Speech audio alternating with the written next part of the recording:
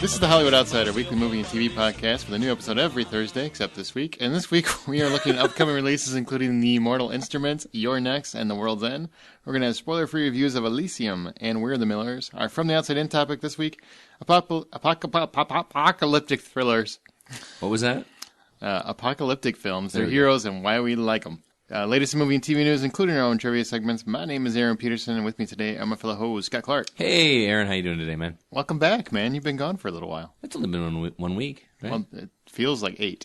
Yeah. And I don't know if that's good or bad, but Brian Williams. You feel that? That's elbow room. I thought you were going to say steam heat. Yeah, if you were going to talk about your undercarriage, we were going to walk out. Justin will not be with us this evening. He is a little preoccupied. He had some stuff going on, so he could not make it, but he'll be back next week. Don't worry, there's plenty of other episodes where you can hear him talk. Pretty much pick one, pick any 15-minute segment, go. And yeah, Justin's not about even 12 here. minutes of each. He would give us grief if we weren't here, so hey. He does. I've listened when I'm gone. Yeah, you have. And he still wants you gone. Yeah.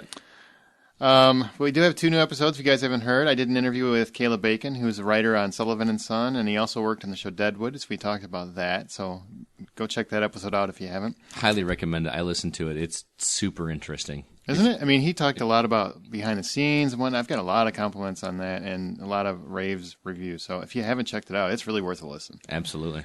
I think some people thought it was going to be boring, like just another boring interview, but he really talks about a lot of the behind the scenes And he stuff. seems like a really nice guy and had some really interesting topics. Yep. So. And he worked on Deadwood, so he talks about Deadwood. That's the one thing people ask me the most about was, what did he say about Deadwood? Well, if you click play, you'll know.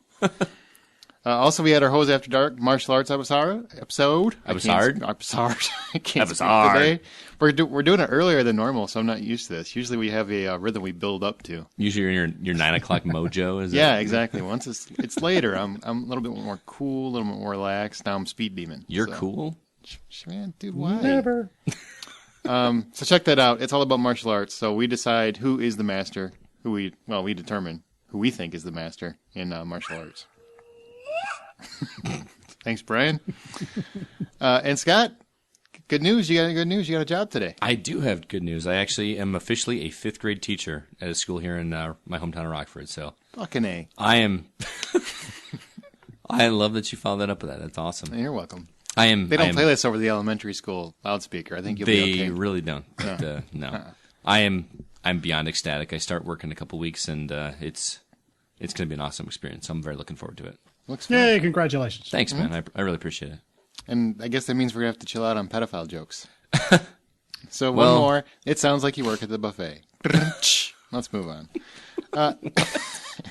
Expendables 3, they keep adding more people. So apparently, Mel Gibson, which we had talked about before, is officially confirmed.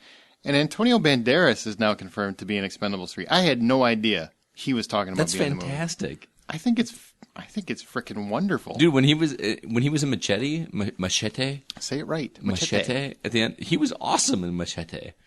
I didn't know he was coming. I didn't know he I was didn't gonna be either. in it. But I mean, I should have because it's perfect. Robert Rodriguez. But Let's put it this way: would you take him or Bruce Willis at this point?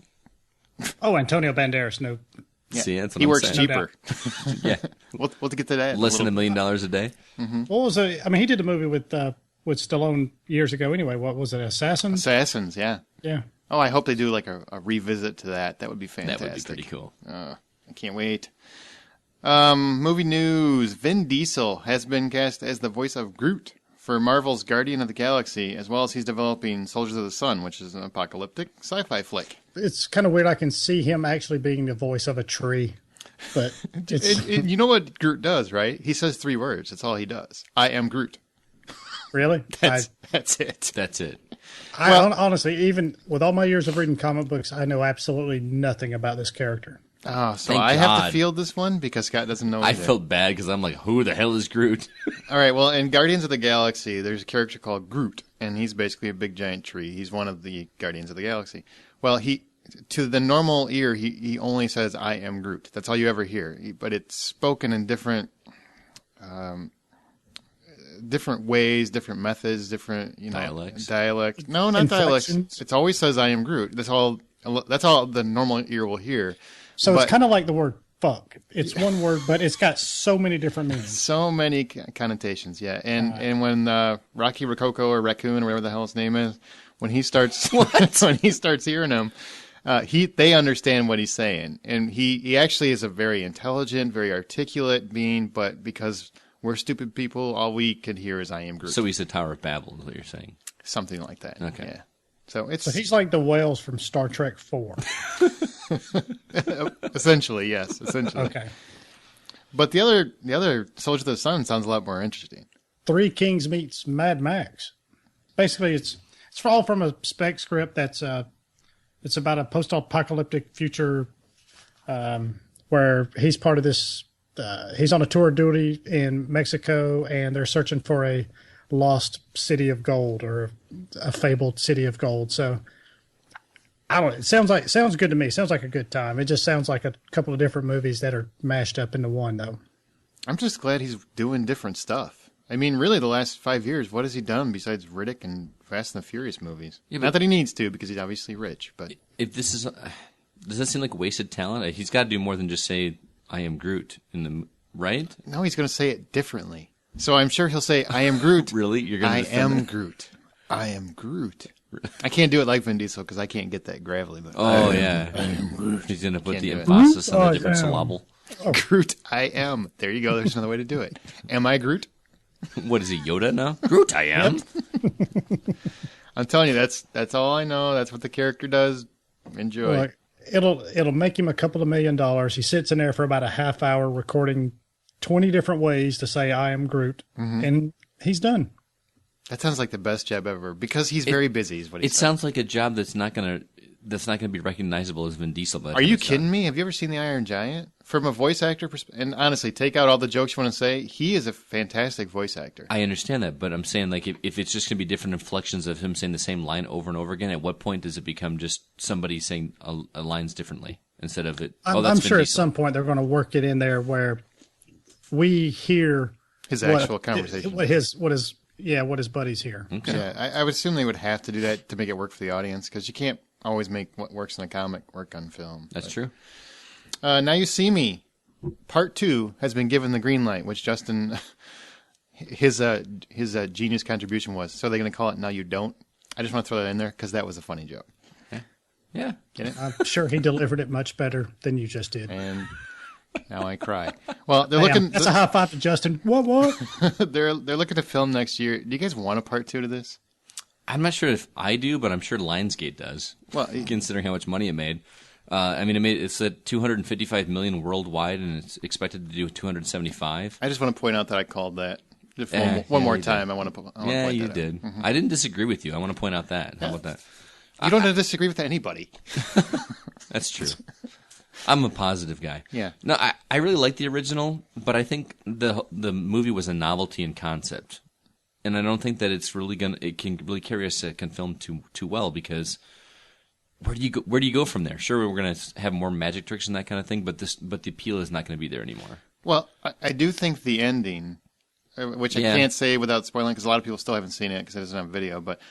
Once you see it and you see the ending, there is more to that portion of the story. If you're interested in that, I just wasn't that interested. But that wasn't the appeal of the movie. No, that wasn't the draw. What drew people in was the fact that there's magic tricks and they're stealing money and that kind of thing, and that was just an after effect. Well, if they make a second one, chances are they're going to make a third one. It's almost the rule nowadays. If you make a sequel, you pretty much have to make it a trilogy. So, do you think that would actually hurt it? Almost like the Ocean's 11 series? Oh, I see. I actually do. I love that movie. I didn't love it. I thought that movie was really fun, but I don't want a part 2. I don't either. See, I'm not with the thinking of so many people where just because you like a movie, it has to have a sequel. Some movies I just want to be one and done, and I can watch whenever I want. I don't need to see the continuing adventures. Even with that ending. Even with that ending. Especially with that ending. I'm perfectly fine with that ending. I didn't care about that ending. Yeah. Yeah. What's the old adage, you leave them always wanting more. Mm-hmm. And that's, you should do that. In this case, I think that should be the case. Like, wow, that was good. That was fun. I want to see more, but you know what? It's probably not best. Not that quickly, at least. Maybe like another No. 6 or 7 years. I would maybe? much rather see the main three actors. I would rather see Jesse Eisenberg, Woody Harrelson, and Isla Fisher. I would rather see those three go off and do something different together. I would rather see something like that. Yeah. Kind of like Zombieland. I mean, you know, Jesse and Woody were in Zombieland and did this. I just want to see a different kind of movie with those guys because I think they work well together. Isn't it weird Just that they new work story. well together? They seem like Yeah, a two little polar bit. opposite actors. They are. One's probably, you know, high before he even wakes up in the morning, and the other one is a method actor. So Yeah. He's an actor. he's an actor. Well, Paranormal Activity, because we can never get too much of it. Their Latin spinoff, The Marked Ones, got pushed to January 2014, and now Paranormal Activity 5 has been pushed back to October 2014. Is that too many Paranormal Activities in 1 year? I'm torn between this because I love the concept of Paranormal Activity, but I got burned by the last one. I spent way too much money to go see that in IMAX. Dude, they had an Xbox. How did you not love that movie? That's all I wanted. Xbox. They had an Xbox. They had to connect. Yeah, It was the main component of that movie. yeah. It should have been your favorite movie of 2012, whenever it came out. Yeah. I don't know. I'm talking negatively about it, like I don't want more, but I'm gonna be there. I'm a sucker for this kind of movie, especially with a full theater of people. I'm gonna see it. I'm not gonna pay money for IMAX. I'll tell you that much for sure. And I'd be surprised. Thanks for that. I'm still pissed at you for that. Yeah. Seriously, I'll be surprised if that happens. That did terrible in IMAX. It did. Nobody terrible. wanted to do it. So, the Latin movie is called The Marked Ones, which is interesting to me. I wonder what that means. But the January date seems really odd to me. I actually did a little research to try to figure out if maybe Latin America did celebrate Halloween in January or something. Hold on to your butts. No. They still celebrate Halloween at the end of October. No, you did research. Yeah. But at least we get Paranormal Activity 5 at Halloween. But watching not a horror movie, but a thriller like this in January It's a just very seems Halloween-y kind of concept. I mean, I like horror movies anytime. I see what you're saying. Yeah. This kind of movie, the series itself, kind of belongs at Halloween now. right. I mean, it made Saw go away. Yeah, but that's not a fair comparison, man. No, I know, but I'm just saying they took over that Halloween slot. So it's kind Right. of just weird. But you can't have enough scary movies during Halloween. I agree. I mean, people are going to go see them just because people like me, I love to go to theaters and be freaked out in a theater. I love that feeling of unease in a theater, and Halloween is the best time to experience that. Mm-hmm. So, I just want to know what you found when you Googled Mexican Halloween. I actually found a wiki page. They talk about it's actually like a 5 or 6 day. It was actually period. rhetorical, Oh, okay. but thank you. I really did research it. I promise. We believe you, Scott. All right. Well, this is weird. Not to start Nerm Armageddon here, but at the recent Star Trek convention in Las Vegas, this actually happened. Star Trek Into Darkness was chosen as the worst Star Trek film. And I want to point out that's including The Final Frontier, and that's including, Nemesis and Insurrection and the original Star Trek movie and the original Star Trek movie and the original Star Trek movie. Scott, You're does still that on my just nose. piss you off? Apparently, Trekkies can also be hipsters, and I didn't know that was possible. What cracked me up the most was that Galaxy Quest was 6 places ahead of this movie on a list of the best Star Trek movies. Yeah. Now, don't get me wrong. I love Galaxy Quest, but it's not a Star Trek movie.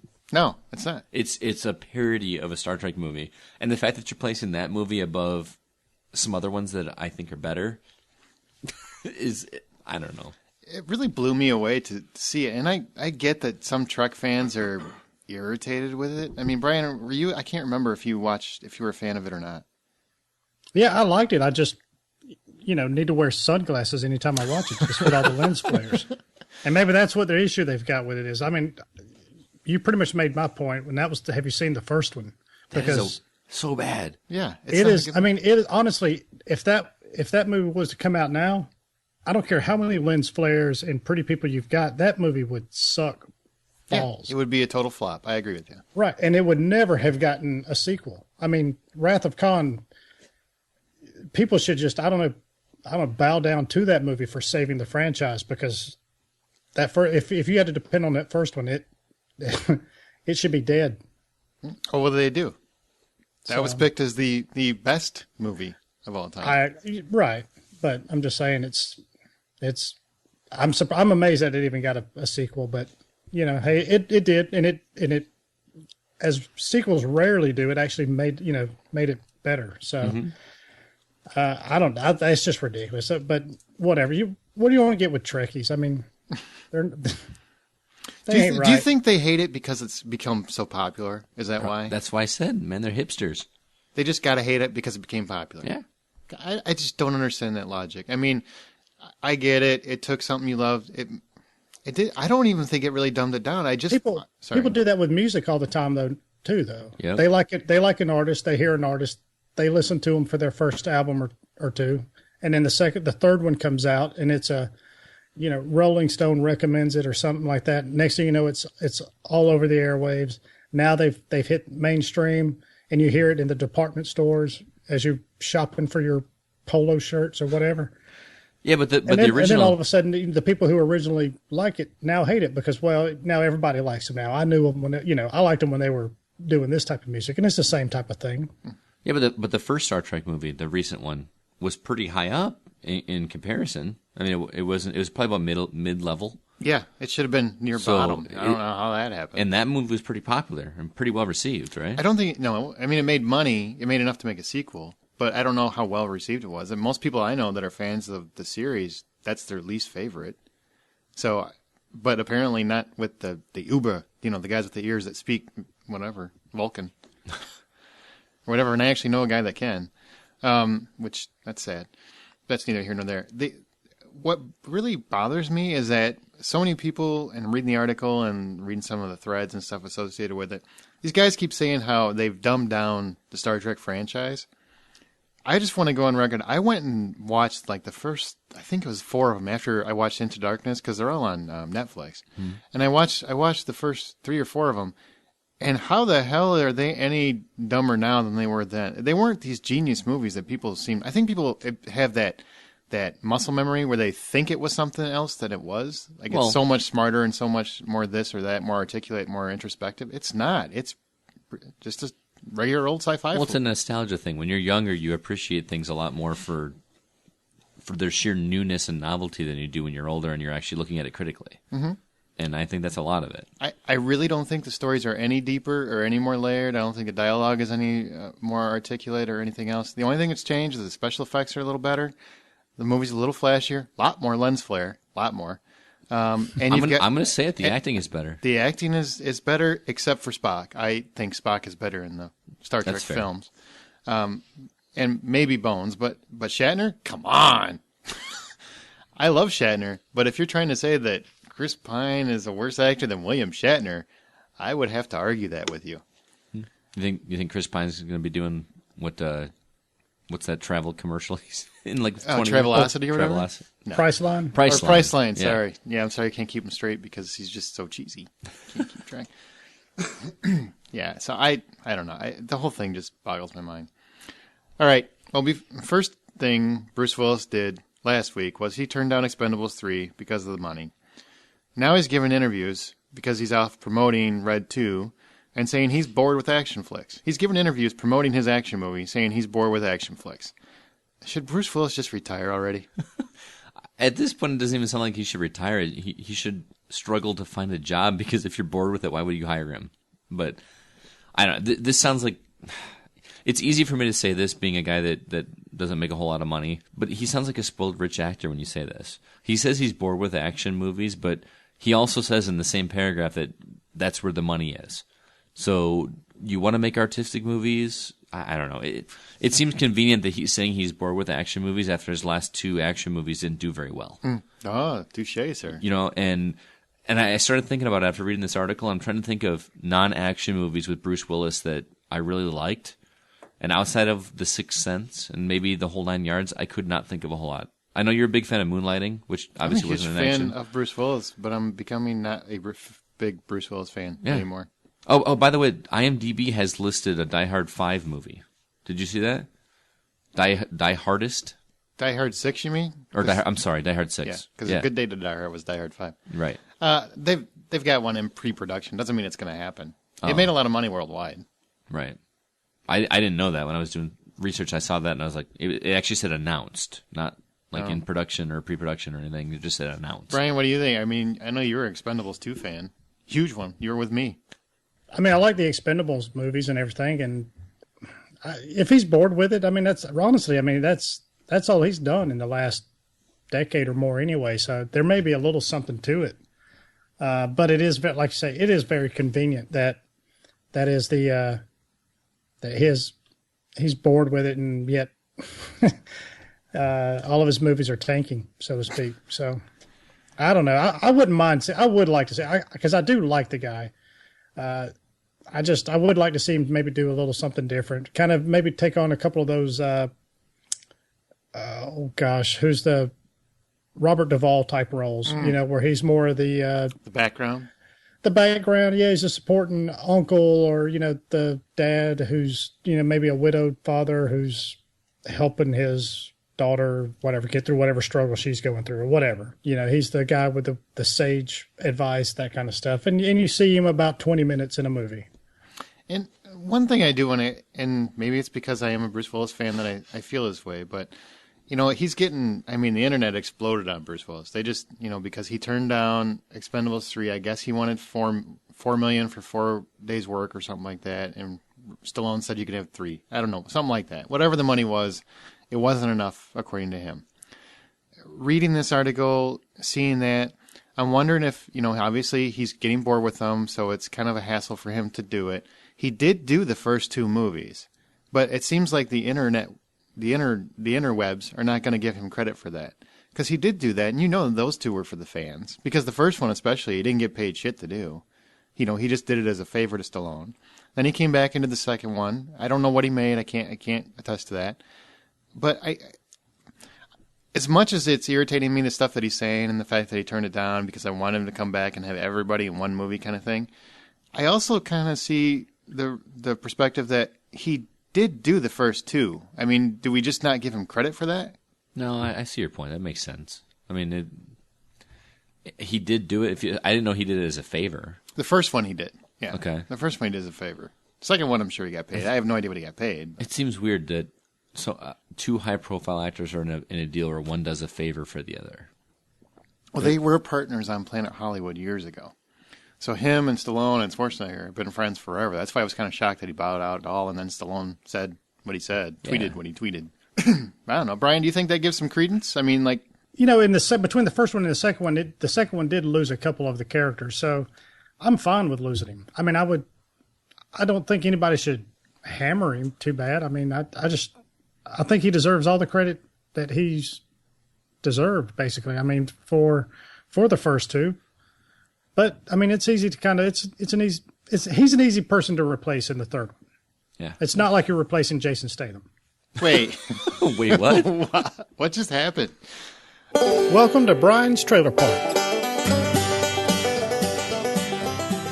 All right, first up is The Counselor, where Michael Fassbender plays a lawyer who thinks he can tiptoe into an illegal business deal and get out unscathed. But as things tend to happen, it all spirals out of control. First-time screenwriter Cormac McCarthy teams up with Ridley Scott in this thriller with the likes of Brad Pitt, Cameron Diaz, Penelope Cruz, and Javier Bardem all pulling supporting roles. Aaron, you feel like checking out this thriller here later on this year? I think it looks like a Tony Scott movie. No. Really? I didn't think that either. The Counselor? Yeah. Yeah, I think it looked like a Tony Scott movie. When I'm watching, I know it's not because Tony Scott isn't alive anymore. He's not around anymore. But I don't think you can direct that well from that perspective. But the when I'm watching it, it's very glossy, flashy. It reminded me a lot of True Romance. Just the look of it, the actors in it. I didn't get it because I think Tony Scott, the Denzel Washington, Man on Fire. Oh, you're thinking like recent Tony Scott. I'm talking like 90s Tony Scott. Well, it's Tony Scott, regardless. Look, recent you son or of old. a bitch. I think it looks like Tony Scott movie. You asked me a question, I'm answering it. That's what I think. How you like that? I liked the trailer. It was actually perfect for me in the sense that we see so many trailers out there that just give away every plot point. That movie Two Guns that you reviewed a couple of weeks ago, I felt like I watched the whole movie in the trailer. You did. This one, I feel like I got just enough information to pique my interest without giving enough away. And I think that what actually piqued my interest more than the actual story itself was the cast, because the cast on this is fantastic. Mm-hmm. Apparently, Ridley Scott and Michael Fassbender are doing like we're gonna do every movie together.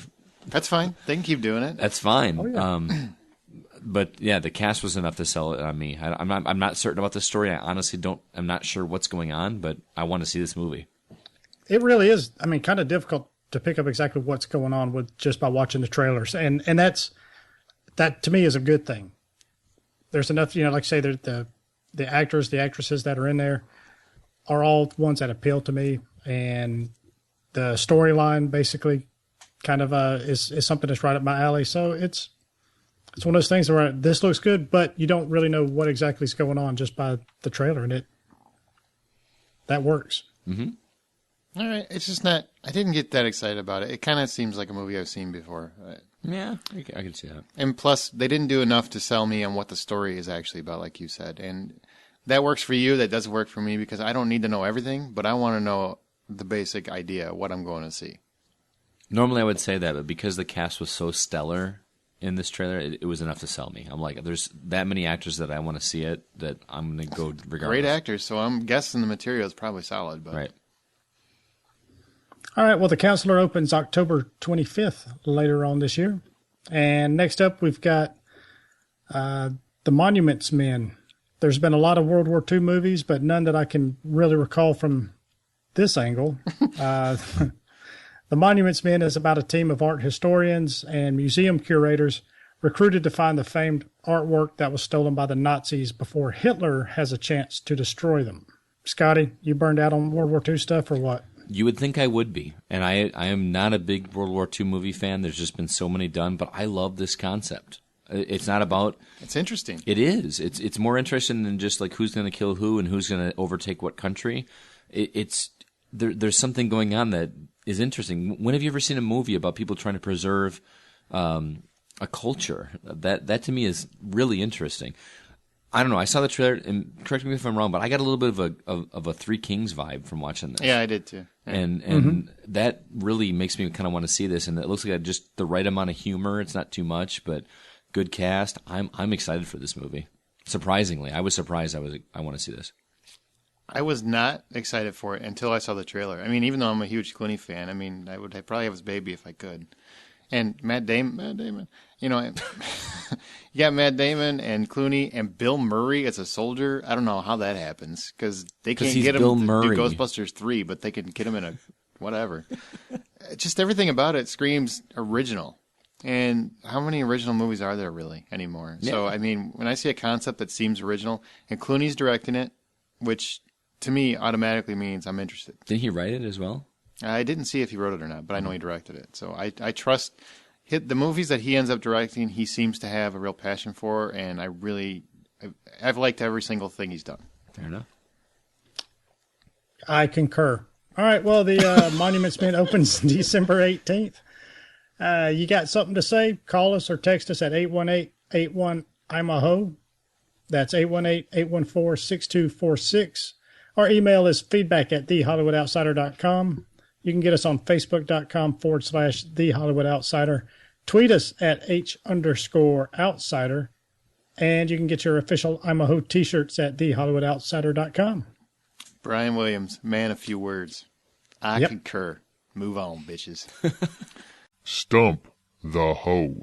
Let's go to Stump the Hoe. Each week, one of our hosts poses a trivia.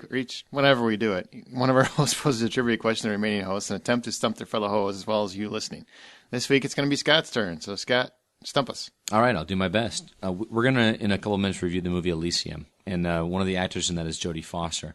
I did a little research on her today to kind of come up with a question. And you just getting ready to be a teacher, aren't you? Apparently. Google. I got to, that's how I'm going to teach from Google. That's all I'm going to do. I'm going to put the website right up on the smartboard. Yeah.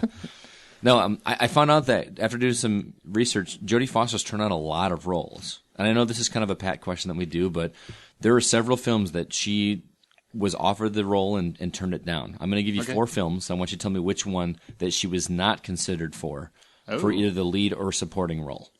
Okay. All right. The first is The Shining. The second is Adventures in Babysitting. The third is Shakespeare in Love. And the fourth is Pretty Woman. Brian, what do you think? Shakespeare in Love. All right. I'm going to go with Pretty Woman. Pretty Woman. The answer actually was The Shining. Really? She was. Well, she was probably 8. when that Was she going to play Scatman Crothers' role? No, she actually was going to play Shelley Duvall. Shelley Duvall. Wow. She was She going would to have play been her very, role. very young at that time. 1980. That was when she played in Taxi Cab, so she would have been pretty young. Wow. And I think that probably was a lot of it was because she was also supposed to play in The Game with Michael Douglas. Mm-hmm. He was supposed to play her sister instead of her brother, and Michael Douglas, or no, she turned it down because she thought she was too young to be his sister. So That's how you know you're famous. You can turn down a movie with Michael Douglas. yeah, that's a good. Back point. when he was famous. You know. All right, let's go to the big screen where we talk about the latest in new releases. We've got 2 movies this week. The first one, Elysium. And if you want Justin's thoughts on Elysium, be sure to check out his written review on the site. But Scott, what did you think about Elysium, or what is it about? Well, let's go on to the story first off. This movie takes place in the year 2154. The Earth is basically plagued by disease and overpopulation. The wealthy people have escaped to a man-made space station called Elysium, which is where we get the movie's title. The citizens there not only live a life of luxury, but they also have an advanced technology that heals any kind of sickness they have or ailment or whatever's wrong with them. And those left on the planet are continuously trying to get to this extra space station because they want to either heal their families or live a life of luxury. But they're stopped by Homeland Security, which is headed by Jodie Foster's Delacourt. And she's basically in charge of keeping everybody away and keeping all the immigrants out, that kind of thing. Matt Damon's also in the movie. He plays Max, the lead character. He's a former thief trying to play it safe on Earth. Play it safe. Play it safe. Statham? Played Statham. Yeah, you know.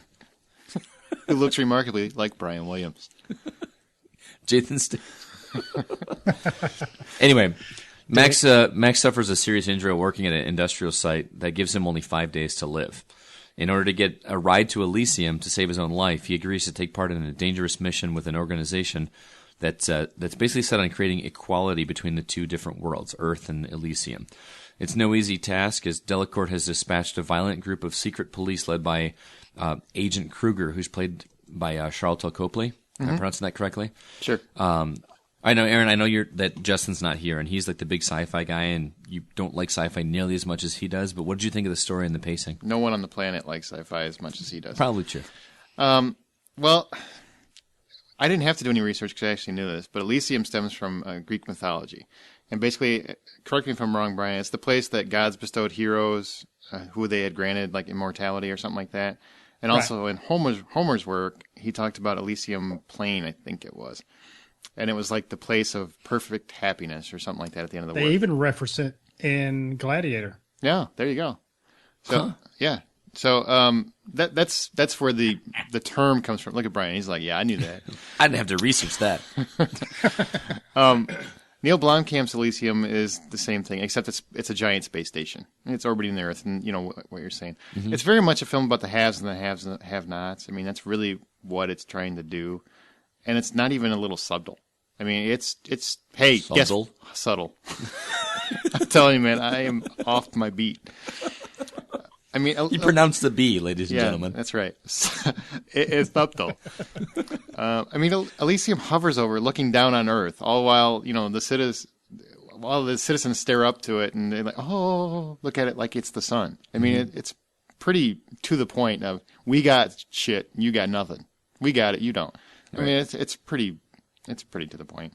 The movie's just really smarter sci-fi. I mean, there's a million movies like it out there. There's nothing too deep. It's just trying to add a little social perspective to get people excited about it. What bums me out is the possibility of a civilization that has the technology to heal all those people and just doesn't. See, there's a couple things about the story that really irked me. That was one of them. That was one of them. I mean, I understand if you want to go to the extreme, but this is almost like the extreme left wing made the movie or something. I mean, instead of like just leaving politics out of it, I mean, like all rich people could really care less about the health of all poor people. I just thought that was idiotic. Right. It was a little absurd. And not every rich person in the world doesn't care about people. I just don't believe that. So that part I was like, oh, okay, we get what you're trying to say. And Blomkamp can say he wasn't trying to interject that into it all he wants, but I mean, it was pretty blatant. There's some other plot points, like there's no defenses on the space station, and it's the size of the frickin' Death Star. That doesn't make any sense to me. But outside of that, I mean, there's a machine, and I can't. This is part of the story, so I'll say it right now. There's a machine in the movie that can apparently heal people, but it also resurrects the really, really, really, really, really, really, really dead. So, Yeah. They're really dead. yeah, that just what? That took me out of it a couple times. But other than that, the story really worked for me. I mean, it was never too heavy-handed. It was never too political, despite what it sounds like by the plot description. It's just really a movie about desperation and Max's fight to live. Mm-hmm. So I really liked it. Surprisingly violent, too. I wasn't surprised at how violent it was. I was not expecting that. Did you see District 9? It's pretty freaking violent. I thought this They were topped blowing that. limbs off. Limbs. Mm-hmm. This one Yeah, went a little further. Yeah, there's parts where it did, I suppose. But to me, it was on the same level. Yeah. What did you think about the acting? I know we had a couple actors. We talked about Matt Damon, Jodie Foster, Charlotte Copley.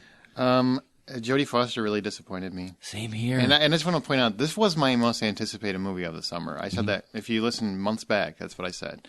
But I have to be honest about it. Jodie Foster really disappointed me. She wasn't bad. She just wasn't as good as I thought she'd be. And whatever that accent was... It was like she was trying to be French, but... Yeah, and nobody could decide what... I mean, the director should have rolled up a newspaper and smacked her on the nose. Said, no. It was a bad idea. It was like she hung out with Charlotte Copley and couldn't decide if she was going to be French or South African. Yeah, she's like, what do you want to do? I don't know, but don't do that. That's what he should have said. Damon was great. Matt Damon was fantastic. He was really good. Yeah. Very likable. I mean, people can say what they want about him. We give him crap because of one movie, really. From Team America. Team America. You just quote that. Just quote it. But he really is a great actor, and I think people need to appreciate him a little bit more because he goes from happy to cancerous to action hero to wannabe savior over the course of this whole movie, and fantastic. I mean, just a wonderful performance. If it was any other genre, I would say it was worthy of an Oscar nomination, but. They won't do that. You know who else I really liked, and I didn't write his name down, but the guy that played his buddy with the long hair that was like kind of helping him out and getting into the resistance or whatever. Mm-hmm. His name is escaping me, but he was really good. I enjoyed him. You should have done more research. I know I should have. But yeah, Jodie Foster disappointed me as well. What'd you think about Copley? Oh man, he stole the show, man. He did. He pretty much took the movie from Matt Seriously, Damon. He was the star of this show. I didn't do a whole lot of. I kind of wanted the movie blind. I didn't want a whole lot going into it. I didn't realize he was that much of a bad guy. Mm-hmm. Holy cow, he's a good bad guy. He's a sick, sadistic son of a bitch. He really is. And he still has. I mean, because if you know who he is, he was in. He played Murdoch in the A-Team, and he was the lead in District 9. So you probably know his face. And if you go to the movie and you know who he is, I barely recognize him, and I wouldn't have recognized him except for as soon as he talks, you can't mistake that South African accent, that high-pitched South African voice he has. But it worked so well in that role. It really did. He impressed the crap out of me. But he is really vicious and really cruel, and he really enjoys it. Mm-hmm. And I love that he had, because basically they have these exoskeletons that they implant on them. And that's how he basically handles the resistance on Earth. Is he has the skeleton that gives him extra powers, and Matt Damon gets retrofitted with the same thing. Well, he has like adapters, almost like ports on his face, because he does so many things. I mean, he's basically become a machine almost at this point, because he's had this exoskeleton for so long. And Darth Vader. Yeah, what? Darth Vader. There you go. It was really, really interesting. And I also like Alice Braga and her daughter. That was a cute extra storyline. It seemed tacked on, though. It seemed a little tacked on, but it worked in the course of it, and it worked. What'd you think about the direction? Because that's really, I mean, I've talked about the director before because I met him, but so what did you think about how he handled this movie? Because this is different from District 9 a little bit. It is and it isn't, because I thought some of the shots felt very similar. It felt like you were almost like the same, like they filmed in the same area that they filmed District 9. It almost felt like that. But the shots felt tighter. They felt there was a lot more money into the special effects. I thought everything was really gorgeous. Oh, the effects were amazing. They really were. They really stood out. This guy is on my radar. I want to see pretty much everything he sees. Mm-hmm. What irritated the crap out of me, and I talk about this in every film where this is prevalent, the shaky cam, man. I want to sit and watch the action sequences. There were a couple that were really hard to follow. Really hard to follow. Mm-hmm. It just drives me crazy. It's getting to the point where I see that and I just automatically want to deduct like $2 off the score because that's not pleasant to watch. The reason that I go watch a movie is because I want to sit back and watch the scene. Mm-hmm. I don't want to actually be in it. You know what I'm saying? Yeah, I do. Yeah. And that really drove me crazy. That was a big negative for me. But outside of that, looked gorgeous. I loved the fight sequences that I could see. What about you? Oh, I mean, I already talked about it. I think he has a way of approaching sci-fi that I think is smart, yet somewhat grounded. Mm-hmm. It's not too fantastical, which is why I like him. I like his work. And he can have an extreme premise like this, or like District 9. I mean, go back and watch that one. The premise was, if you heard about it, you would have laughed thinking that it was going to be a deeply dramatic movie. Right. But he has a way of approaching it that works, and it feels like something a little bit more than just a simple chase flick, which is really all it is. It's really just a simple chase flick. He just put some emotion in it. That's true. And it works. And the special effects, flawless, the shots. Shaky cam didn't bother me as much as it did you, but, I mean, it's becoming a thorn on my side. Yeah, it's become something that you're going to point to. It didn't really get to me, but there were definitely scenes where I'm like, I cannot tell what's going on. And I didn't like that. But there were a lot of surprises that made up for it. Mm-hmm. Some stuff I didn't see coming that happened, and, you know, that takes a lot. You've seen as many movies as we have. So. Right. What's your verdict? My verdict, man, Elysium had me interested from start to finish, especially with the great performances by Damon and Copley. But the moving camera during action sequences kept me from loving it more. If $10 is the full price of admission, I give it $7. Okay. How about you? Jodie's crappy accent and a couple of cuckoo plot points really were a couple of my minor gripes, but they did take away, especially the machine. You'll know it when you watch the movie. That machine it literally stopped the movie for me for about 5 minutes. But otherwise, it's a smart sci-fi thriller. I really liked it. I don't want anybody to hear the score and go, oh, well, you didn't like it. But I give it 7.50 out of 10. $10 full price, I get 7.50, which is a good 3 stars, essentially. Yeah. It's a very good, very deep, very interesting sci-fi thriller. It just had a couple things I wish they would have ironed out. And I agree. I can't believe I was disappointed with Jodie Foster. Me either. She's one of my favorite actresses. That was probably one of the things I was most excited about seeing, and I really just did not dig her accent, whatever that was. She kind of took me out of it as well. Now, you also saw We Are the Millers, which I'm totally jealous. No, I saw We're the Millers, not We Are. We're the Millers. Yeah, it's not We Are the World. Which I'm Why are you jealous? Because I really wanted to see it, and I haven't found anybody that will go see it with me yet. You should have went with me. Why didn't you go see it when you went and saw Elysium instead of that one? Because my wife refuses to see it. She thinks it looks dumb. So, as opposed to every other comedy you watch? So we saw Elysium instead, which I'm not. You don't regret it, but yeah. All right. Well, We're the Millers. Jason Sudeikis stars as David, is a sleazy, selfish pot dealer who has managed to waste his entire life. I know someone just like this. When he attempts to do one decent thing and save his neighbor Kenny and runaway girl that lives near his building, Casey, he ends up being beaten to a pulp and robbed of all of his money and stash, and it's an absolutely hysterical scene. This, of course, puts him at odds with his local drug source, who's called Brad, and he's played by Ed Helms. Him as a drug dealer. It works. Is funny. And he has a killer whale in an aquarium in his office. I love it. To pay Brad back, David has to go to Mexico and bring back a smidge of weed, as he calls it, a smidge being about 2 tons worth. So David decides, gather together a fake family, grab an RV, because that combination will never get stopped at the border. So he gets his neighbor Kenny and the runaway Casey to pose as his kids. He enlists Jennifer Aniston, who's a stripper, to pose as his wife and the mom. And of course, everything goes wrong. They end up being chased by a Mexican cartel. They run into the DEA. They fight. They bond. They fight some more. Eventual showdown at the end. Look, the plot for We're the Millers couldn't get really any more basic, and I could care less. It takes a lot, and if you guys have ever listened to my reviews, go look at my scores.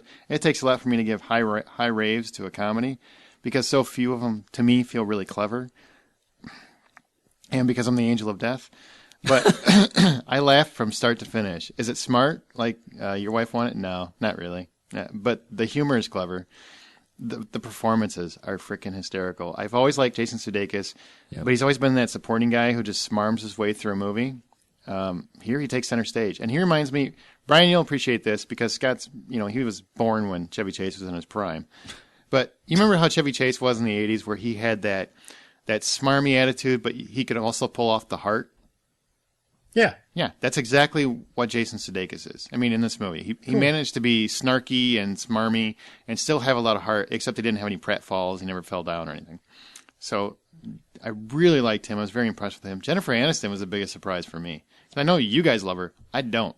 I don't think she's funny. Anytime there's a movie that has her, I don't look forward to seeing it. I just never found her funny, even on Friends. And everybody's like, well, how could you not find her funny on Friends? Because everybody else was funny on Friends. I didn't I find don't her think funny. she was the funniest one of Friends. No, Chandler, man. Chandler's the dude. So I really, if anything was keeping me from wanting to see the movie, it was her. It's always her. Any movie that she's in, it's her. And damn if she isn't one funny stripper. So maybe she finally found her calling as far as I'm concerned. And it's not because of the dancing. I was having so much fun. She didn't bother me at all. And she nailed the jokes. I mean, hearing her go raunchy really worked. Because it didn't feel like she was, I'm Jennifer Aniston, look how dirty I can be. It really felt like she was a dirty stripper. And I respect that. I bet you do. I do. Kenny was just the sweetest kid ever. And his naive nature really gave the movie that needed center that you really needed in a movie full of like selfish deviants. Casey's played by Emma Roberts, who is Julia Roberts' niece. Oh. Yeah. And Eric Roberts' daughter. She's just an angry wench. She was who gets won over by all the fake familyness that goes on. I mean, it really works, and it's one of those movies where you know exactly how it's going to end. I mean, 5 minutes in, you know how this is going to end. And so you're kind of dreading the ending because you wonder, are they going to pull it off? Is it going to be like they're going to have a dance-off or something? It's not. I mean, it works. They're jackasses and selfish pricks almost to the end, except for Kenny, because he literally is the sweetest kid ever. Look, this isn't a movie about swift direction. It's not about a riveting story. There's nothing else going on in it except what I just told you. That's all the movie is. It isn't as moving as The Way, Way Back. It's not as out there as This Is the End. It's not as structured as The Heat. But what it is it's funnier than every single one of those movies. And honestly, it might be one of my favorite comedies in a couple years. Wow. So if $10 is the full price of admission, this one's worth $8.50. Holy cow. I fucking loved it. You gave a comedy an I gave $8.50? a comedy an $8.50. I freaking loved it. I laughed. You know how you go to see those comedies and there's always like that 10-minute lull where there's at least one section, and if you saw This Is the End, it's every section Danny McBride's in. But there's always one section where you don't laugh. Like it's just, oh god, this is so tedious. This is so boring. Da da da. Laughed my ass off from start to finish. I need to go see this movie. I'm telling you, and shit, this is coming from me. I don't even laugh at movies because I hate people. You don't laugh ever. I don't. When I make fun of you, I laugh all the time. That's about it. Box office, we'll be real quick because this show's going a little late. So for all the people who talked ill about it, World War Z became Brad Pitt's biggest hit. Everybody thought this thing was going to flop. It is now eclipsed $500 million worldwide. I'm pretty sure you thought it was going to flop. I did. Yeah, I did. Notice I doesn't bring that up. It's a little late to the party, but if you're listening to this is the last weekend. Elysium, $29.8 million. We're the Millers, $26.4 million. But during the week, up until this point, it's beaten Elysium every day. So it's one of those movies that's getting word of mouth. Like I said, the reviews didn't love it. They're wrong. Planes, $22.2 million. Wow. Shame on you, America. That movie is awful. I saw a screener of it. Awful. Awful. I'm not going to review it because it was fucking awful. Don't do it. That bad? It's bad. Yeah, it's really bad. Percy Jackson, I mean, I guess if you have kids that you don't love, take them. But Percy Jackson, Sea of Monsters, $14.4 million. They're not going to make a part 3. I assume that's because of Brian's review last week. And Absolutely. Mm-hmm.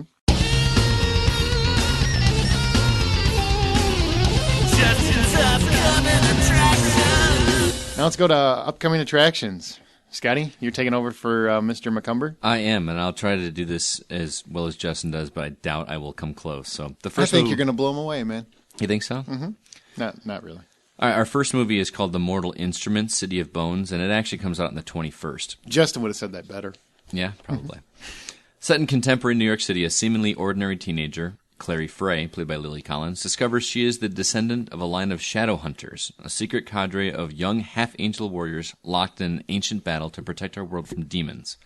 After the disappearance of her mother, played by Lena Headey, which of Game of Thrones fame, Clary must join forces with a group of shadow hunters who introduce her to a dangerous alternate New York called Downworld, filled with demons, warlocks, vampires, werewolves, and other deadly creatures. This is based on the worldwide best-selling book series. Now, Brian, I know that whether or not your wife forces you to, but you've seen most of the Twilight movies in the theater. Are you going to join the throngs of teenage girls for this one as well?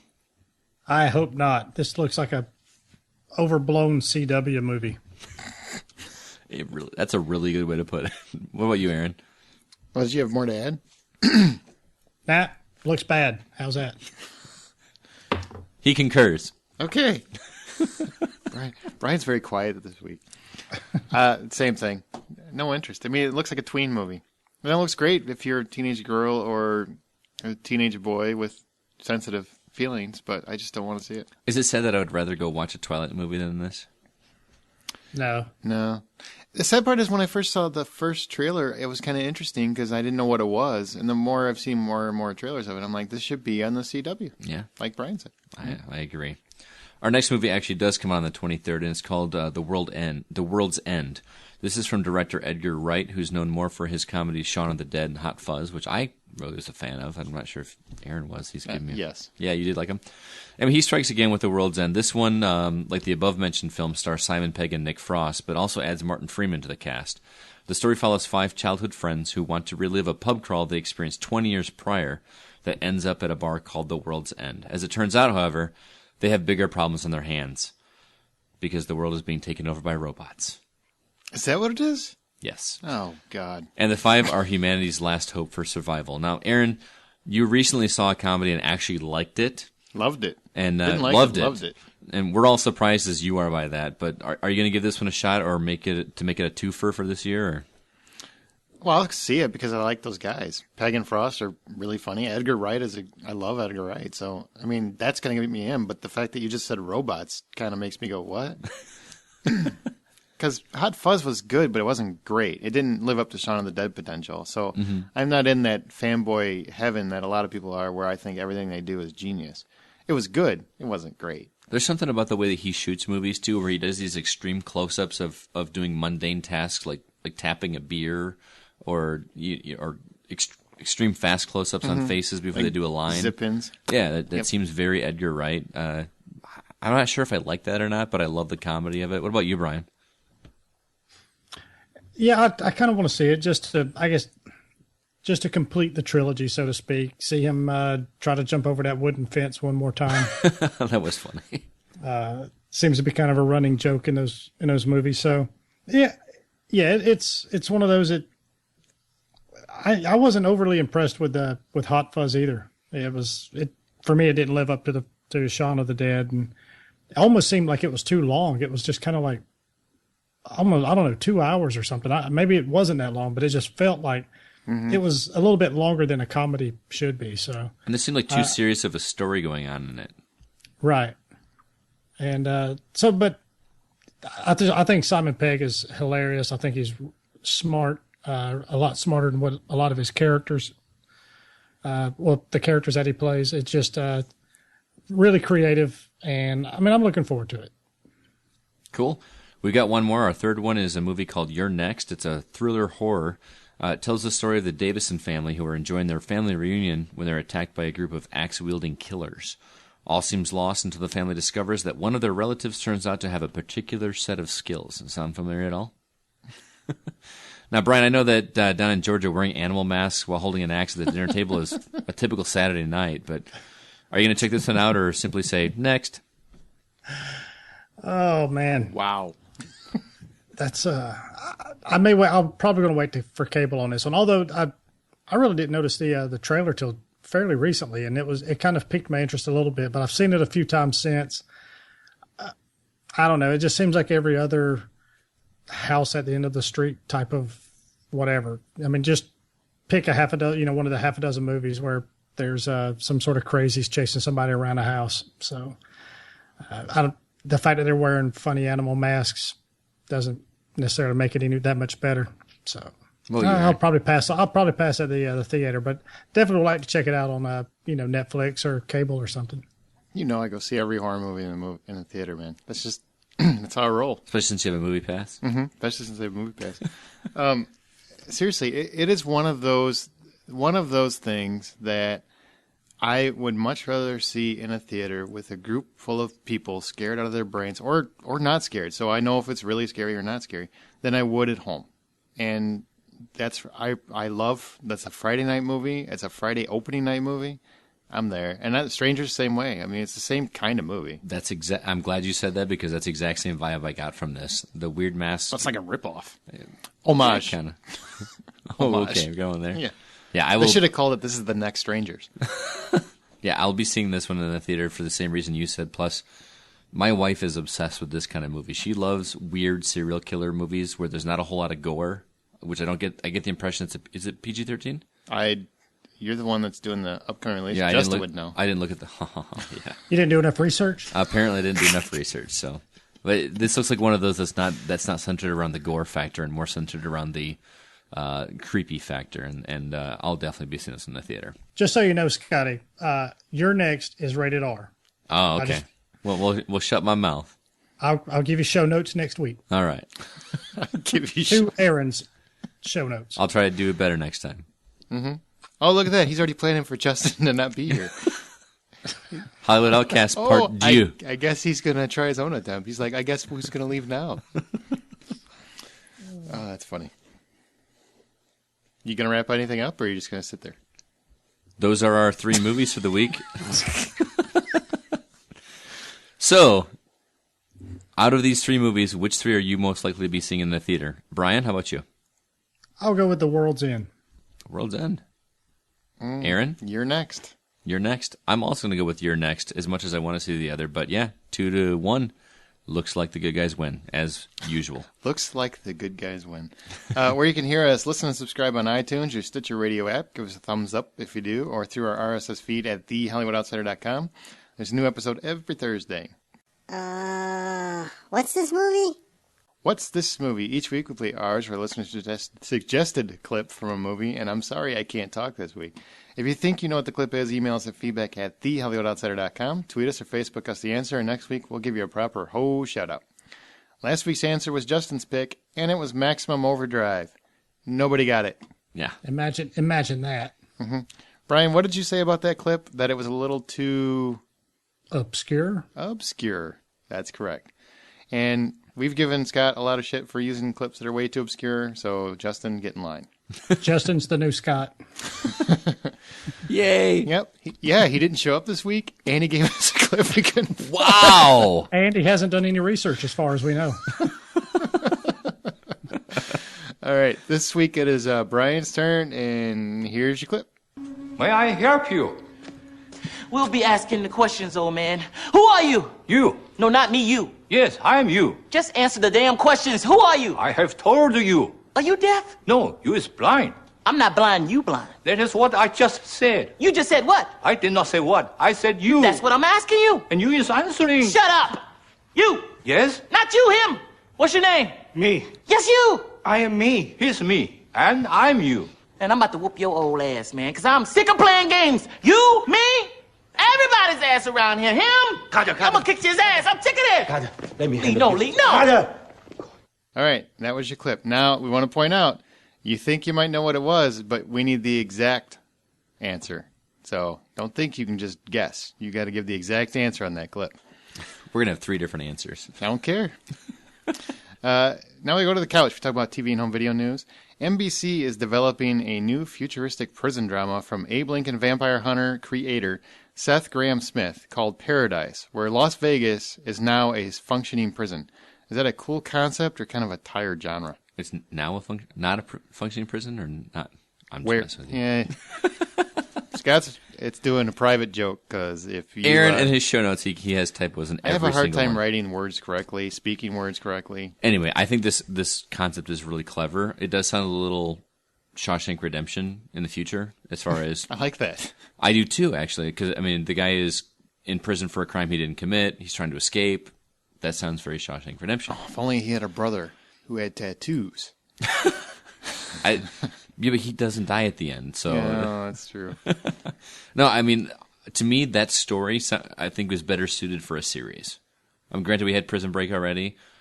This one, with the futuristic element of it, I think that's better than a 2-hour movie. No, I really like prison dramas, and I think you can make it work for a long time. If you can't break them out of prison, because that should be the end episode. You're also a big fan of prison romance, but Brian, when I told you about that, you promised you were never going to bring it up again. I didn't give specifics. Nobody knows the meaning of that Leroy tattoo on your back, on your lower back. Brian, did you read his Pride and Prejudice and Zombies too? Because he wrote that. Yeah. One. Yeah. I didn't read that one. I only read the Abe Lincoln one. Is his Does this fit in his wheelhouse from what you've read? It's definitely a step away from what he's kind of jumped on the scene with. I mean, but that's maybe that's the mark of a good writer, though. You got to make your mark somehow. So once you get in the door, you can do whatever you want. I look forward to it. I love prison dramas. So I mean, if they can make it work, interesting. You got a collective in a small environment. There's always friction and drama. I like it. And isn't this Escape from New York? That's kind of probably why I like it too. Now, if Kurt Russell just popped up, that'd be even better. Just saying, he could play whatever. I mean, he's not doing anything right now. Just throw in an eye patch and go. I'm going to guest star. They'll call him Hank. Hank Pliskin. Hank Pliskin. I like it. That's Sam. That's gold. All right. Well, we're going to talk about Breaking Bad real quick, but Duck Dynasty. Okay. Somebody explain this phenomenon. Brian, you're probably best suited to it because I'm sure they're neighbors. What is the appeal? Duck Dynasty just had their fourth season premiere, I guess, to record ratings. Like, I had no idea until Brian pointed out they had tens of millions of people watch this cable show about duck callers. What the fuck is the appeal of the show? I've watched one episode and I was probably there's a lot of hype, so I wasn't too into it. I was just like, okay. And I thought I'd come back to and watch a little bit more. But what is the appeal? The appeal is a lot of different things, really. It's the fact that these heavily bearded rednecks. They all look like they just stepped out of a ZZ Top tribute band. For real. And they're married to pretty women. Of course, being a CEO of a multi-billion-dollar company, I guess, can have that effect. Generally, yes.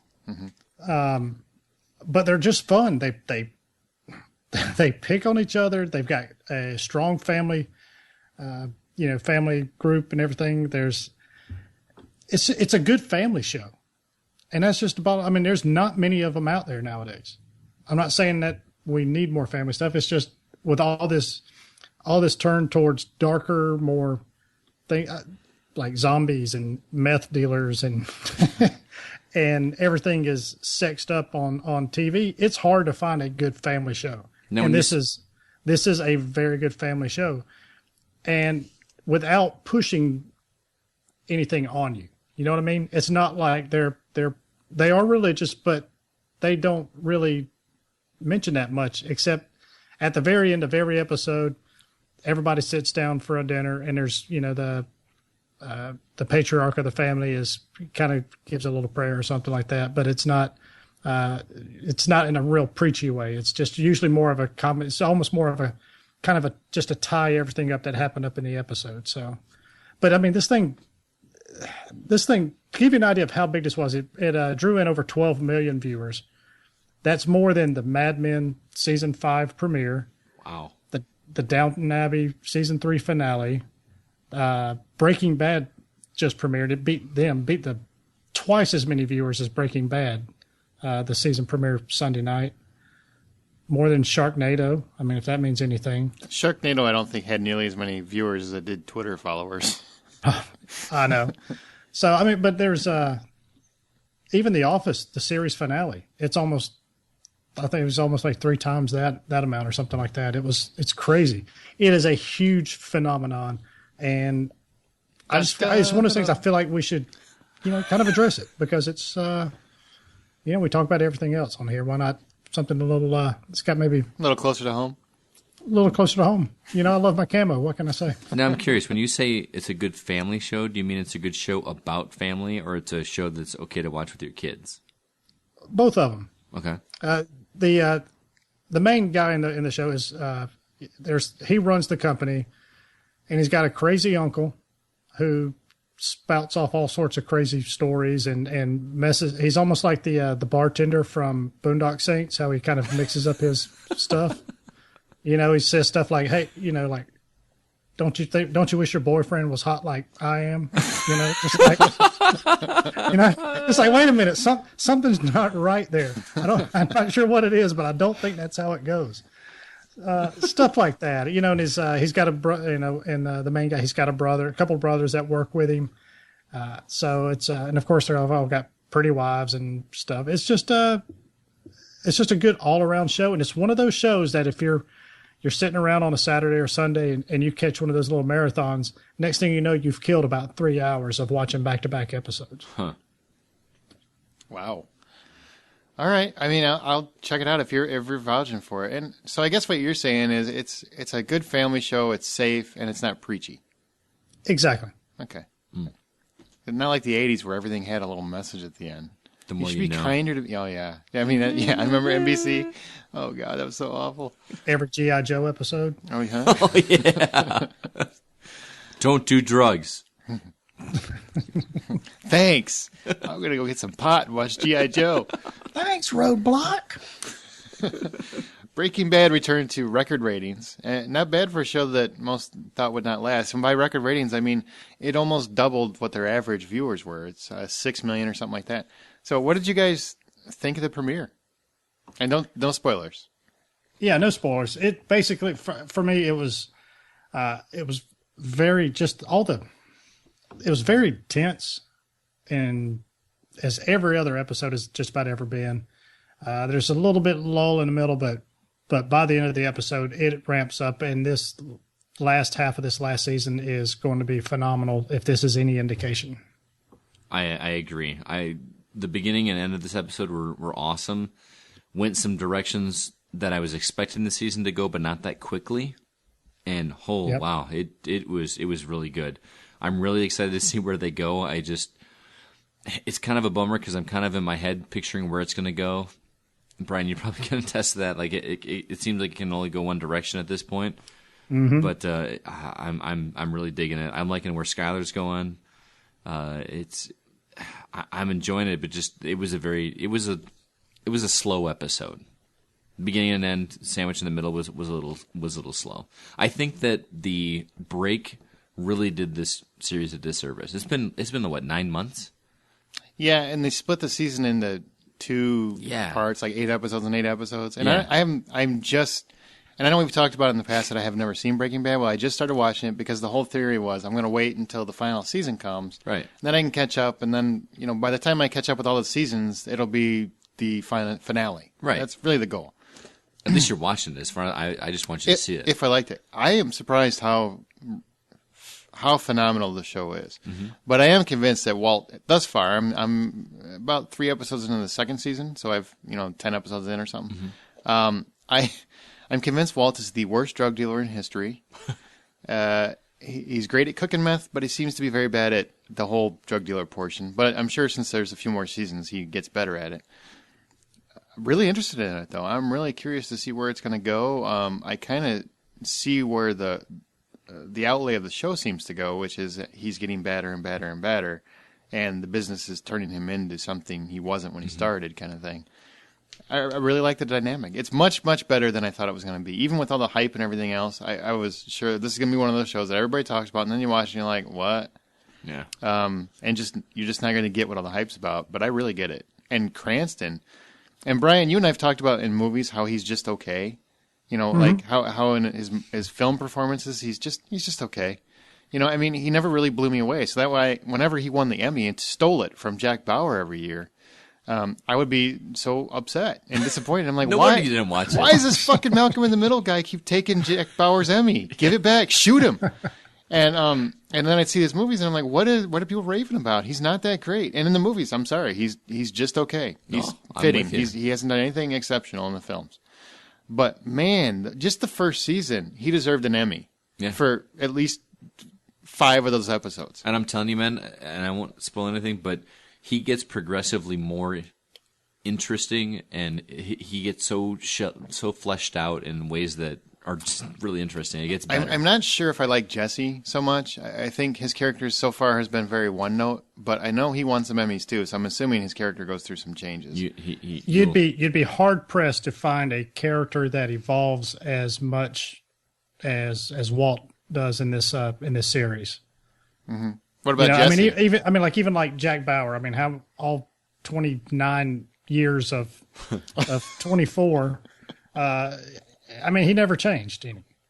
Well, I would disagree with that completely, but I get what you're saying. Essentially, his inner core never really changed. Right. But back to my original point with the big break. Well, one of you guys answer me. Does Jesse become a more, because right now he, like I said, second season, he feels very one note. Does he become a much more interesting character? He does. Because I don't feel like he's evolved at all right now. As of right now, still like a scared little kid. He that's over becomes his head. evolved, but more in a backwards kind of way than Walt. Okay. I don't know how to describe that without ruining anything. Oh, don't ruin anything. I'll see as I go. Yeah, but it's interesting. What was your point? My point was that watching this episode, I felt like it's been too long since I watched the series live that I felt like I almost needed a refresher. Granted, AMC does like they play the previous episodes, but I was almost lost for the first 20 minutes of the episode. That break seriously is a bummer. Am I wrong about this? And I think I asked Brian. I think I asked you. Do they end like every episode seems like it just starts where the last one ended? Mm-hmm. Which is, and I don't mean that like most shows they do like a quick recap and it's kind of around the same area, or it'll be like a couple days later. It seems like it's right after. Mm-hmm. Yeah, if like if it just stopped where somebody's walking up to a door, the next one's pretty much that person walking through that door.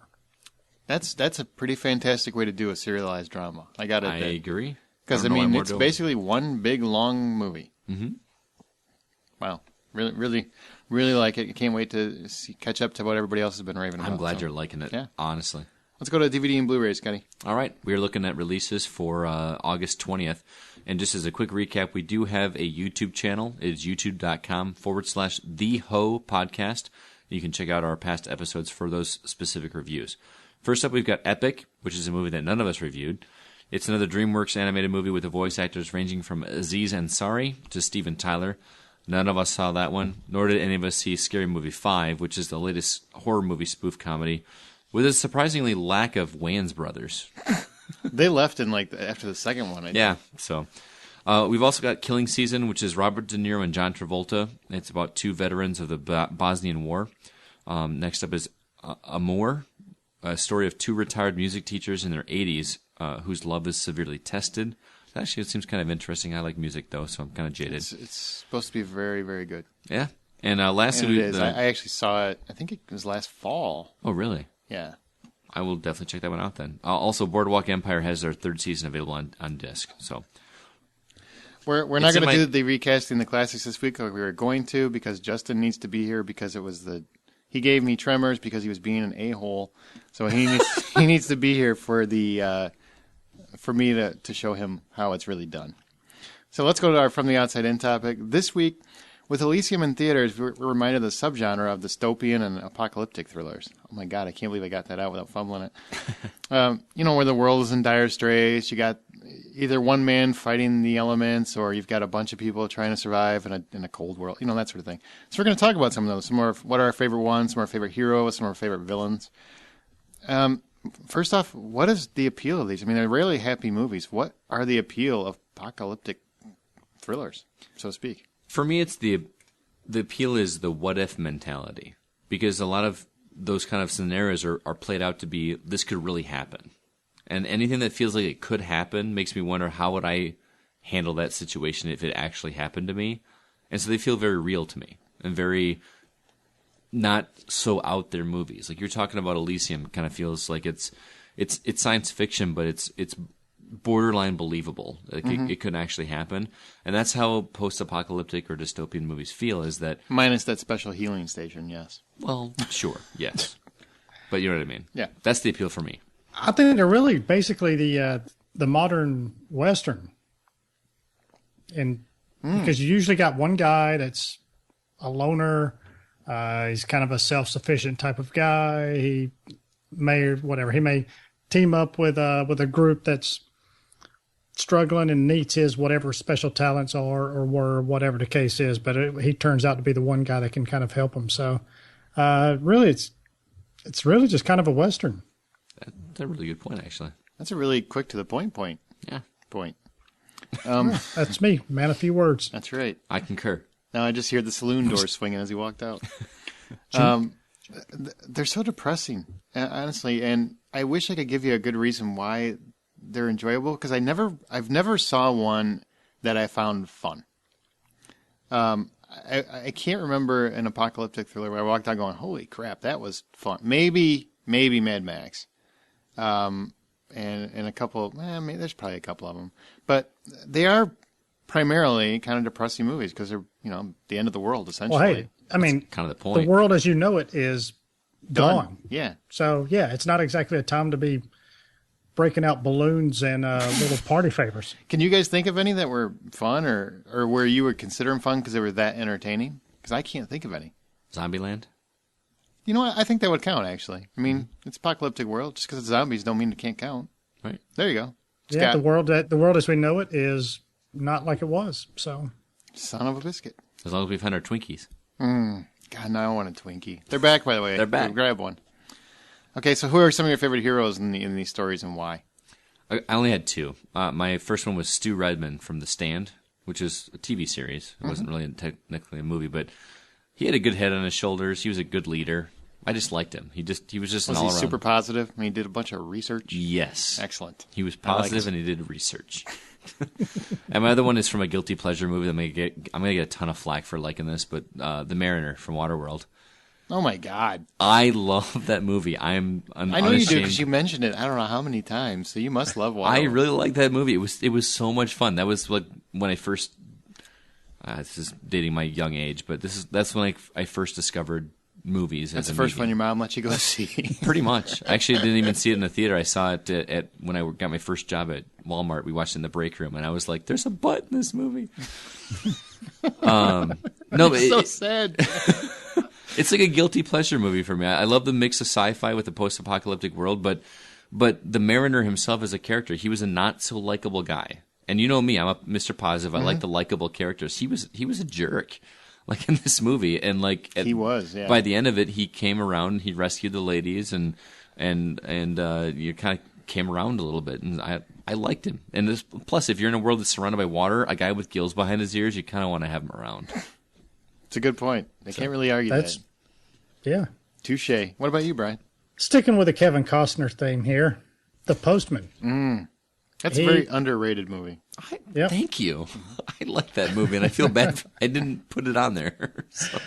Yeah, I mean, it's like I say, it is underrated. It's scoffed at a lot.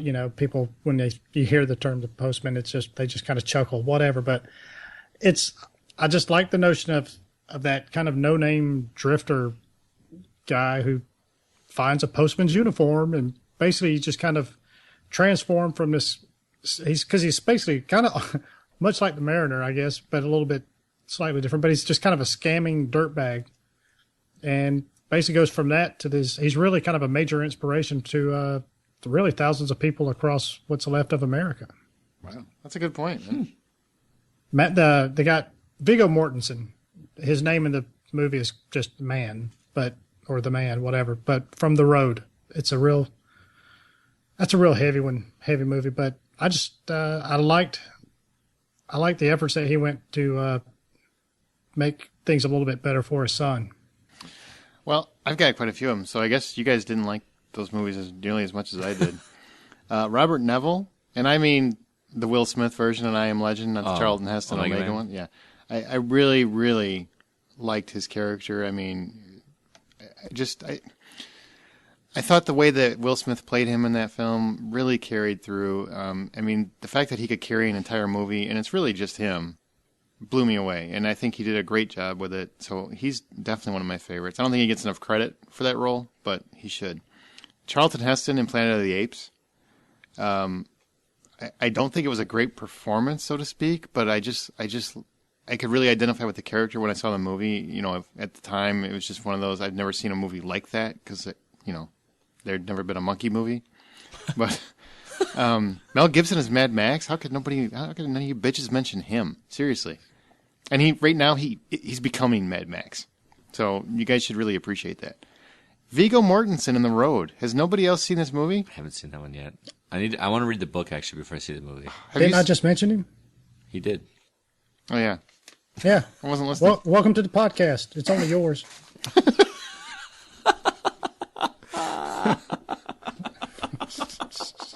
Thanks for joining us. I was checking. I just responded to it. Yeah, you were just, doing research? Is that what you were doing? And Snake Plissken, of course. Snake Of Plissken. course. Yeah, That's too easy. That was a given. All right, best villain. Who is your favorite villain from? The Humongous from the Road Warrior, Mad Max 2. The Humongous? Yeah. I didn't know his name either. I had to do some research. He's the guy with the hockey mask and the S&M gear. You're just gonna keep riding that, fucking driving that horse, aren't you? I guess we know what stays in the show now. Son of a bitch. What about you, Scotty? No favorite villains? No, I like. What about Dennis Hopper in Waterworld? I was gonna say that, but I figured you'd give me crap for it, so I didn't. Dude, say it's it. your choice. I might did- give you crap for it. But I did like him. I thought he was awesome. We're gonna keep an eye out. Jesus Christ. I liked him. I thought that was cool. Mine's The Infected from I Am Legend. Obviously, you can tell I like the movie, but that's definitely, they freaked me the hell out. I thought they were really well done. They were. So, they're always so dreary. Do you guys think they could make a really funny one? They have. What? They have, yeah. Idiocracy. Touche. Seeking a friend for the end of the world. Wall-E. Oh, you bitches are just laying me out. Yeah, we did our research. All right, well, then I guess it answers the phone. All right, answer the phone. Answers the phone. That answers the phone, everybody. I want the show to be over. All right, what's your favorite apocalyptic movie ever? Favorite? Got to pick one. Can't do Justin. Can't do honorable mentions and all that crap. All right, I'm not going to say Waterworld, but I really dug Children of Men. Oh, good call. Really like Yeah. that movie. That movie not only has a really cool story, but it has some of the best single shot action sequences I've ever seen. Is that the one where they have it's like 45, or so? It's a good long portion where it's just one shot, right? Yeah. It's and there's one particular scene where they're in a car and the camera just continues to pan around while they're doing it. That's a movie I really dug that movie a lot. What about you, Brian? What's your favorite? Well, I know it doesn't hang the curtains for most of you people. Hang the curtains. Well, you were making up crazy phrases. I figured I'd start too. Do they mess the drapes? Did you answer the phone? Which is really dumb because nobody answers the phone. Just, yeah, exactly. It doesn't exactly vacuum the carpet for me, but All right, what is it? No, it's The Road. It's Oh. it's so heavy. Who's in so, that? I don't know, some man. Some man with some boy. He's God, it is so. I mean, it's just so dark. It almost feels like it's just this ash or something. It's like a nuclear winter or something. I don't know. It's almost like it's just so dirty and everybody's nasty in this, and you just almost get a feel like of what it would really be like if it's maybe like a post global war or something like that, and just almost I don't know. There was a certain sense of realism about it that I don't think a lot of the other dystopian movies really touch on. Wow. Well, fair enough. And it is very, very dark. I mean, Yeah, it's not one you want to go, oh man, let's watch that again. That was good. No. You want to wait about a year or two and then watch it over. I'd be surprised if you ever want to watch it again. Honestly, it's one where I watched it once and I'm good. I'm good. My favorite is I Am Legend. So I mean, I mentioned it twice. I mean, I guess that makes sense. I don't know why that one stuck with me. I mean, I did read the book, so it's a little different than the book if you read that. But for whatever reason, I love Will Smith. The relationship he has with his dog, and I know it's a dog, but I was almost in tears, at one point. And I was too. I think I was in tears, actually. I just don't want to admit it. And I just love I didn't love the ending. I didn't like how they went out with it so much. But the rest of the movie, for me to make a movie that long, that entertaining with just one guy and a dog is kudos, man. It's very, very hard to do, and I was impressed all the way through. What about least favorite? Brian, what's your least favorite apocalyptic thriller? This movie, as far as I'm concerned, is solely responsible for killing this actor's career. Okay. And that is Tank Girl. Oh God, yeah, that was awful. With Lori Petty. Lori Petty. Yep. I mean, she had a good run there with League of Their Own and just Point Break. I'm just, she had a pretty good thing going, but Tank Girl, whoo, man. Bad call. Never even heard of it. You don't want to watch it. Trust me, Brian just saved you $3. Nice. Mine's kind of a cheat, but Melancholia with Kirsten Dunst. Why is it a cheat if it's awful? Because it's right before a post-apocalyptic world, so like it didn't actually happen after the... Spoiler alert. No. Now we know how it ends? No, the whole movie is about another planet or another planet I see what you're saying. Okay. Coming there. And I watched that just because I wanted to see how bad it was, how Brian talked about it several decade episodes ago or whatever. But decades? I don't think we've been doing decade episodes? Is that... We've been doing it now we're tens just of creating new phrases all over the place tonight. I did my research. And that movie was such a turd. Oh God, it was so bad. And I want my $1 back from my Redbox. I want my $1 back. My $1.20. Oh, that's funny. It was so bad. My least favorite is Terminator Salvation. I fucking hate that movie. And I throw the F word in there just because I want to. I hate that movie. And I know a lot of people like it. Some people are just like okay with it. I don't know anybody that loves it. But it's just one of those movies where if you... I'm John Connor. Oh, God, if you heard his fucking name one more time in that movie, you could have done a shot game and you would be drunk and dead. I guarantee it. There's no way. Let's do a shot every time you hear John Connor. You'd be dead before you even get to the middle of the movie. It's so awful. And Christian Bale, the one bad performance he's given, the only thing I liked about it was the one movie where Sam Worthington, I thought, did a good job. His character, I thought, was really interesting. Unfortunately, he's only a small portion of the movie. If the whole movie would have been his character, I would have liked it. But unfortunately, you also have the fake, super CGI'd Schwarzenegger the thing Scorpion at the King end. of Arnold Schwarzenegger. God, it just looks so bad.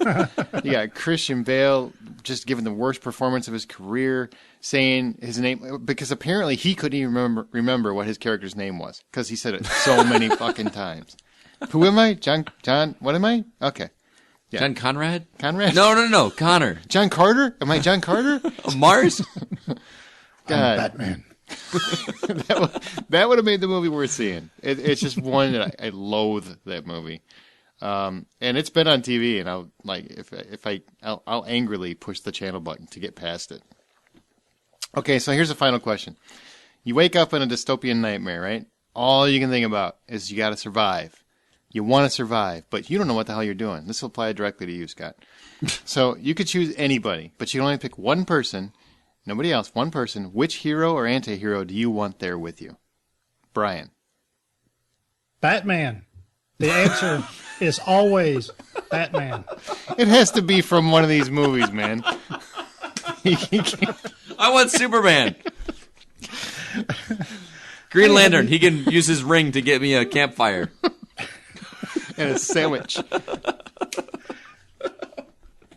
There's nobody else because Batman beat them all. Just give me an answer. I'll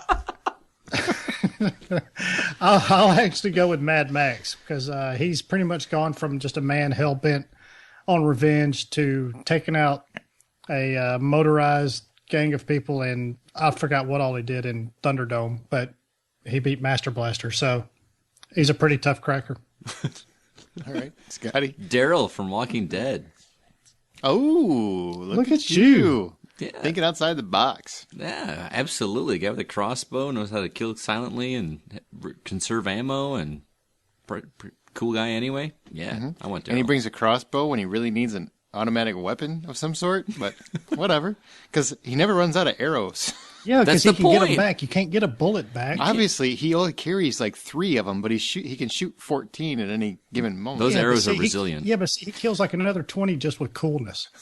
That's true. He just kills them with awesome. Yep. My pick is Van Zandt. That's Matthew McConaughey's character from Reign of Fire.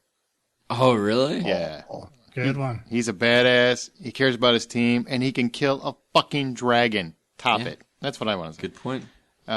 And I love Snake. I really do love Snake, but he would have ditched me in a heartbeat. So I need somebody that's going to stick with me. The love is not a two-way street, is it? Yeah, Riddick would have been a good call too, but once again, he'd leave me the first chance he got. So I picked Van Zandt. Okay, and we've got some listener choices. Marshall Maddox, Deep Impact. Morgan Freeman was fantastic at that, as well as Armageddon. I don't know if those count as apocalyptic films. I think those are more just disaster flicks. But hey, man, thanks for writing in. Well, hey, if you count My Melancholia as... I didn't say I counted it. Jonathan Spear, my top 3. One of my favorite genres, so I had to at least give props to a bunch in the honorable mentions category. Well, don't worry, we've got Justin. We understand. Number 3, Van Zandt. Somebody else picked him. Awesome. In Reign of Fire. Theo Farron in Children of Men. Hey. Neo in The Matrix. Does The Matrix count? Post-apocalyptic. Yeah, I guess it would. I guess technically it would. Yeah. Touche. You schooled us. Nice. Sir. It still wouldn't be on any of my best of lists, but well, the first I know Matrix Reloaded would be on someone's. Honorable mentions go to Chris Pine and Carriers. That's a movie I have not seen. I really want to see that. Have you seen that? No. Have you seen it? Yeah, about a year or two ago. It's very good. Well, why didn't you mention it before? I did. Here? Doesn't matter. I know I told you about it. Steve Carell in Seeking a Friend for the End of the World. Rory Cochrane in Right at Your Door. Nick Demisi in Stakeland. What? Right at Your Door is a fantastic movie. That one I remember you telling me to watch. Yeah. And have you watched it yet? No, I have not. No, exactly. Woody Harrelson in Zombieland. Nicole Kidman in The Invasion. I don't know about that one. That's pushing it. I saw The Invasion with Daniel Craig. That was not a good movie. We saw the same person? And Viggo Mortensen in The Road. Did you say Viggo Mortensen? I wish somebody else would have thought that? it. I don't know who that is. Stephen White. He says, some of these might be a stretch to call them apocalyptic films, but here goes. Children of Men, The Matrix. He means The Matrix. I Am Legend. Good call. Mad Max, The Road Warrior, The Terminator, T2, Reign of Fire, Waterworld, Right at Your Door, 12 Monkeys, Escape from New York, Night of the Comet. I remember that one. That was like back in the 80s. Cherry 2000. My favorite hero, Max Rokatansky. That's Mad Max. He was awesome. I remember seeing The Road Warrior on cable when I was a kid and thinking I wanted to be that cool and wear black leather and drive a Pursuit Special. Touche, guys. I don't think you want to be Mad Max right now, though. All right, now let's go to Facebook and emails. Before we get to emails, we always do Facebook. For all new Facebook likes, if you like our Facebook page, we'll mention you on the show, and that's facebook.com/The Hollywood Outsider. Well, this past week, Chris Alston and Christy Nelson Bates. Thanks, guys, for liking it. We really appreciate it. Now let's go to email. Brian? This is from Gringo Sag. He says, Jackie S. Chan, hilarious. Enjoying your Kung Fu discussion / perspective. From a Kung Fu comedy aspect, if you can get over having to read subtitles, suggest Stephen Chow from Kung Fu Hustle fame. Movies, pretty interesting. Pretty entertaining. I agree. Kung Fu Hustle is fantastic. I love that movie. That is pretty fun. That may be a bit stretched. I don't think it's fantastic, but I liked it. I think it's surprisingly entertaining. I'll go with that. There you go. He also says, agree with Justin that Donnie Yen is the man, but even he's getting older. Hope he gets some recognition, and it's too bad he won't be in the next version of Ip Man. I've never seen him attempt English-speaking roles, so maybe that's holding him back. I truly believe he could pull off the dual action / romantic role better than Jackie or Jet Li. Oh, okay. And you've got a tweet also? Yep. From one of my favorites, Junebug. Said, must be Thursday. Listening to at H_outsider podcast. Sea of Hoes paints such a picture. Hashtag I'm a hoe. Scotty? We've also got a tweet from D.A. Cheney, who is my favorite listener. Hey, if Justin can have him, I can have him. She says, I LOL'd at the Jackass Chan joke. Again, pulling stares from coworkers. Love to hear those stories. I wasn't a fan of Crouching Tiger because of the wire work. Annoyed me, I guess. OMG, did you guys see Ninja Assassin from 2009? So good. I didn't like it. Visually, it's fantastic. It's just not a movie that really was entertaining to me because it was just all flash, no substance, I guess. It's sat in my Netflix queue for about a year and still haven't watched it. So it's been there for 4 years? That's a long time. Something like that, That's a long time. We've got a couple from on Facebook. Stephen White, who actually just wrote in earlier. But he said, great show last week, guys. And Justin, it's nice to know that you are a fellow Whovian. and I agree with almost all of your choices, Lost, Battlestar, Doctor Who, etc., but I cannot agree with The Matrix Reloaded or A Christmas Story, but 3 out of 5 ain't bad. Finally. Yeah. Oh, ain't finally. We've had plenty of people say you're out of your mind for thinking Matrix Reloaded is better than The Matrix, but he's... I was referring to Christmas Story. But... Oh, absolutely. No, he's saying he can't agree that it's a good movie, that it's the best Christmas movie. Oh, you're right. So actually, yeah, finally, from Brian and I, finally. Damn it. Peter, Germany, says, hey guys, I've got a Batman suggestion. How about Cillian Murphy? I know he was in Nolan's trilogy, but I think he'd have the sophistication that Bruce Wayne needs and the darkness that Batman requires. I'm sure I heard a rumor that he was up for playing Batman when Bale got the role. What do you guys think? He's too bony. Too bony? Well, He's he could too beef small, up. man. I like him. Yeah. No. I like him. He's but... Not really a- quirky. I like and him, interesting. not as Batman. Yeah, Okay. same here. I guess Cillian Murphy couldn't No. do everything like Brian thinks. It's Killian, but okay. And is it Killian? I believe it is. I didn't know that. I was Well, silly. who as would well. know that? Come on. A Cillian Murphy fan would. I guess. AP Stevens said, great episode. You guys miss so many actors and movies and such, but I'm a big martial arts fan and a fantastic listen. So thanks, man. We really appreciate that. And how do you find us? You go to thehollywoodoutsider.com or at Twitter, H_outsider, Facebook.com/The Hollywood Outsider. Leave us a message or text us at 818-814-6426. Our email is feedback@thehollywoodoutsider.com. Listen and subscribe for free on iTunes. Listen on your Stitcher Radio app or through our RSS feed, as well as RockfordCollegeRadio.com Thursdays from 4 to 6. There won't be any outtakes this week. Sorry, but time was pressed. We give you a martial arts episode instead. Thanks to each of the podcasters. Scotty Clark. Thanks for having me, man, as always. Always, man. Brian Williams, thanks for being here, buddy. Glad you could set this up for me. How's that new router working out for you, by the way? Fan-freaking-tastic. We did not lose Brian once this entire episode. I want this noted somewhere in some record book. Yeah, because over the last few episodes, it's been trending upwards on how many many times drops? I drop out. So Yeah, that martial arts one, I think you dropped out about every 5 minutes. It was I got high. Yeah. off. So yeah. all right, guys. Well, thanks again for listening, and we come back next week where we will be on our normal Thursday slot. Oh, you were waiting for it, weren't you? Next time you go to the theater, buy popcorn. What the hell was that?